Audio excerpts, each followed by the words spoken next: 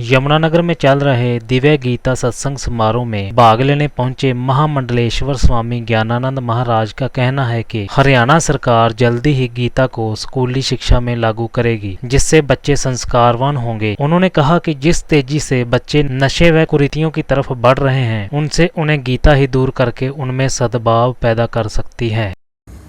देखो, हमारा अनुष्ठान भी गीता है, हमारा ज्ञान भी गीता है, हमारा ध्यान भी गीता है, विज्ञान भी गीता, मनोविज्ञान सब कुछ गीता है। हमें लगता है, इसीलिए हम केवल एक ही बात को लेकर निकले हैं कि भगवद गीता की प्रेरणा। और सबसे बड़ा अनुष्ठान यही है, जब गीता होगी तो लगेगा कि क्यों जीवन में छोटी छोटी ईगो को लेकर के इतने बड़े क्लेश खड़े करना, अशांति के वातावरण बनाना, तो उसमें किसी का भी हित दिखाई नहीं देता। और विश्व स्तर पर आपने जैसे कहा, सब समझते हैं कि विश्व स्तर पर मानसिक अशांति बढ़ रही है, दुर्भावनाएं बढ़ रही हैं, कहीं न कहीं आशंकाएं कि अब प्रकृति की विकृतियां बढ़ रही हैं। जैसे एक छोटे से वायरस ने पूरी दुनिया को हिला दिया।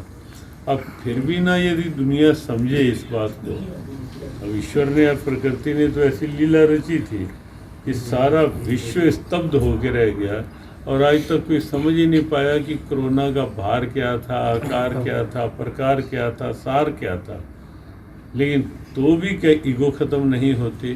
तो ईगो समाप्त करने के लिए भगवद गीता है, और ईगो समाप्त होगी तो झगड़े समाप्त होंगे। क्योंकि महाभारत भी हुआ था तो दुर्योधन की ईगो के कारण हुआ था। तो गीता पढ़ो, हम कहते हैं कि सद्भावना से आगे बढ़ो। योजना बन रही है, कमेटी गठित कर दी गई है सरकार की ओर से, क्योंकि फिर तो चुनाव आ जाएंगे अगर और डिले किया तो। नहीं, इस वर्ष तक सब कुछ फाइनल हो जाएगा और कुछ चीज़ें इसी वर्ष अब साथ ही लागू हो जाएंगी। थोड़ा बहुत और बाकी होना नहीं, वो स्वाभाविक है, लेकिन उसे इसी रूप में लिया जा रहा है कि गीता में जो वैल्यूज़ हैं, मॉरल्स हैं, आदर्श हैं, जहाँ हमें लगता है विरोध की कोई गुंजाइश बचती नहीं है।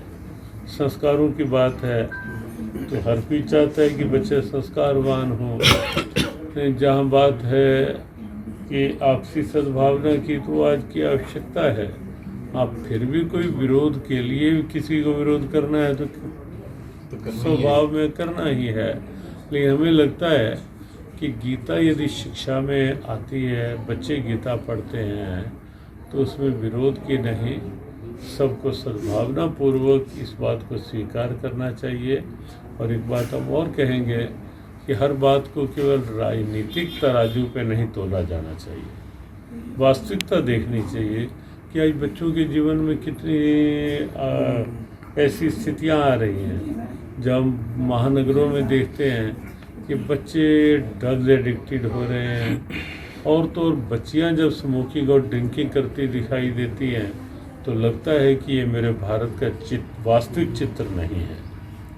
कि जहाँ जिस देश में हम 18 दिन वर्ष के कन्या पूजन करते हैं दुर्गा पूजन के साथ, और वो कन्याएं यदि ड्रिंक करती हुई, स्मोक करती हुई निकलेंगी, तो लगता है कि कहीं ना कहीं सुधार की आवश्यकता है। और गीता उसी सुधार के लिए और उन्हीं दिव्य संस्कारों के लिए है।